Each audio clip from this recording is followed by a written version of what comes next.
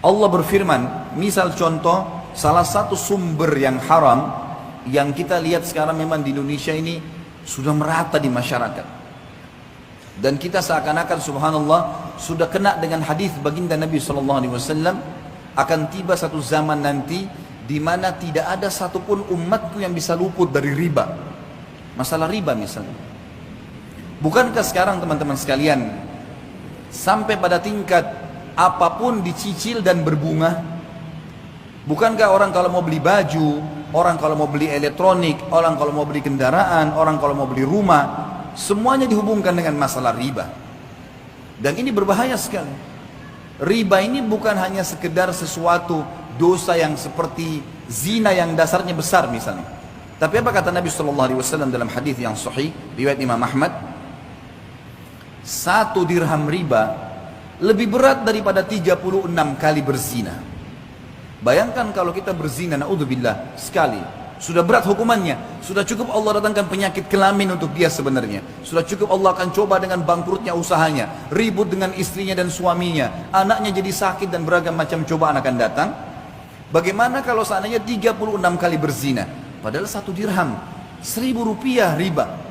Baik teman-teman sekalian, masih pakai kartu kredit sekarang, memaksakan diri untuk pakai. Apa itu? Dipaksakan untuk menyicil sesuatu. 0% kok Ustaz? Baik 0%.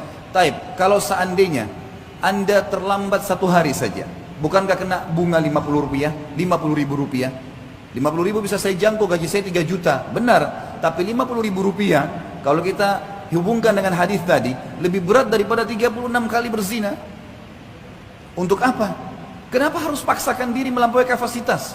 Kenapa kalau tetap pakai kendaraan yang lama dulu sampai dikumpulkan dana supaya kita bisa membeli yang cash? Kenapa kita tidak sabar teman-teman sekalian?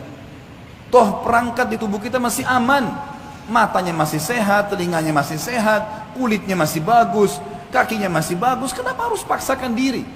Sementara memang riba, sebagaimana tadi qari kita membaca ayat Al-Quran yang luar biasa.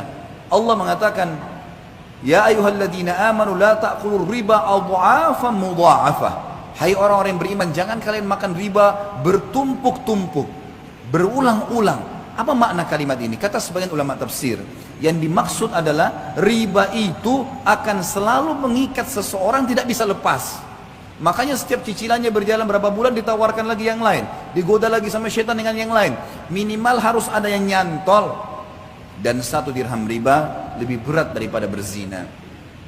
36 kali berzina. Allah berfirman dan mengingatkan kepada kita, menjelaskan tentang solusinya. Lalu apa yang saya harus lakukan Ustaz? Jawabannya Allah yang berfirman dan kekal sampai hari kiamat ditelawakan. Surah Al-Baqarah 276. Dan bagi teman-teman yang masih terikat dengan riba, baca Al-Baqarah 2 ayat ini, 275 sama 276. Tapi saksi bahasan di sini 276-nya. Kata Allah Subhanahu wa taala, "A'udzubillahi minasyaitonir rajim, yamhaqullahu riba wa yurbis shadaqat." Allah pasti memusnahkan riba dan menyuburkan sedekah. Apa maksudnya memusnahkan riba? Kata para ulama tafsir, yang dimaksud musnah hartanya, hasil riba itu tidak akan bermanfaat buat dia, selalu bermasalah. Beli elektronik akan selalu bermasalah buat dia, beli rumah dari riba akan selalu tidak tenang di dalamnya, terjadi pertengkaran-pertengkaran, makanan minuman yang didapatkan dari hasil bunga riba atau dari riba itu juga akan mendatangkan penyakit-penyakit dan seterusnya. Memusnahkan harta itu dan memusnahkan bagi pemakannya.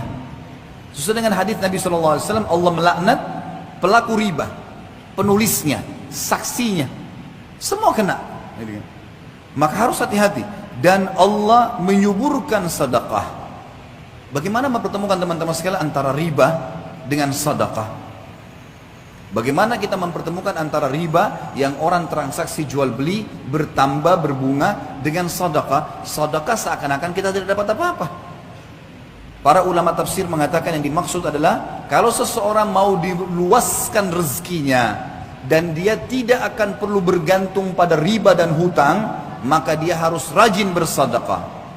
Makin besar dia keluarkan sedekah, maka minimal balasannya 10 kali lipat. Sebagaimana Allah berfirman dalam Al-Quran, dan kita sebagai orang beriman yakin dengan firman Allah. A'udzubillahi minasyaitonirrajim. Faman ya'mal minas salihati. Maaf, ayatnya adalah Man ja'a bil hasanati falahu asyru adhafiha. Al-ayat. Siapa yang melakukan satu kebaikan termasuk sedekah di dalamnya, maka Allah akan datangkan 10 kali lipat. Sebenarnya kita kalau sedekah 5.000 rupiah, 50.000 rupiah, 100.000 rupiah, 1 juta rupiah, atau makin besar maka makin bagus.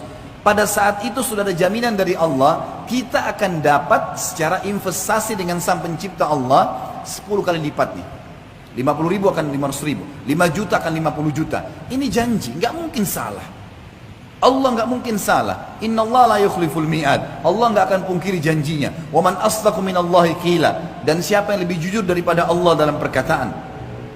Nggak ada yang salah. Bahkan ada hadis Bukhari, hadis qudsi, Allah berfirman, Nabi SAW mengatakan, Allah berfirman, seluruh amal ibadah anak Adam ditentukan kadar pahalanya 10 sampai 700 kali lipat.